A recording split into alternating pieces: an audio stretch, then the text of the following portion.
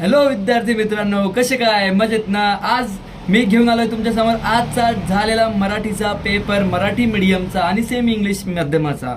तर मी आता तुमच्या समोर पूर्ण प्रश्नपत्रिका समोर ठेवणार आहे आणि थोड्याच वेळात मी याचं उत्तरपत्रिका सुद्धा तुम्हाला देणार आहे. तर पटापट बघून घ्या विद्यार्थी मित्रांनो, आजचा क्वेश्चन पेपर कसा होता.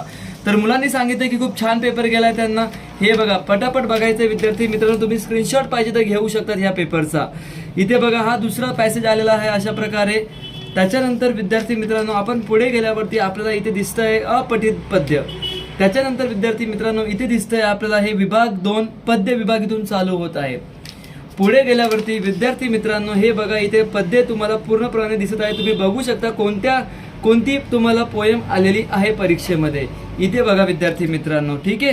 त्याच्यानंतर पुढे जाऊया विद्यार्थी मित्रांनो. तर इथे तुम्हाला दिसतोय पुढचा भाग, याच्यामध्ये तुम्हाला कवितेवरती प्रश्न विचारलेले आहेत. इथे पुढे गेल्यावरती तुम्हाला रसग्रहण आहे, खाली तुम्हाला इथे स्थूल वाचन दिसत आहे. तुम्ही याचा स्क्रीनशॉट घेऊ शकता विद्यार्थी मित्रांनो.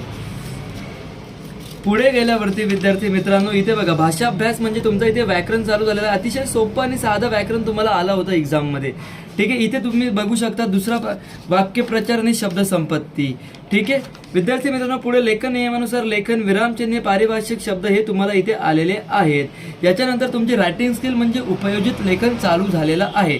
याच्यामध्ये बघा, तुम्हाला विद्यार्थी मित्रांनो लेटर छान आले होते, सोपे आले होते. सारांश लेखन बघा, जाहिरात लेखन, बातमी लेखन, कथा लेखन, प्रसंग लेखन. जसं विद्यार्थी मित्रांना सगळ्यांना आयडिया होती तसाच पेपर आलेला आहे. काही असं सरप्राईज करण्यासारखं पेपरमध्ये आलेलं नाहीये.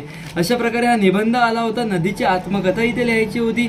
अशा प्रकारे आजचा पेपर होता विद्यार्थी मित्रांनो. मी लवकरच तुमच्या समोर याचं पूर्ण सोल्युशन आणतो आहे. थँक्यू विद्यार्थी मित्रांनो.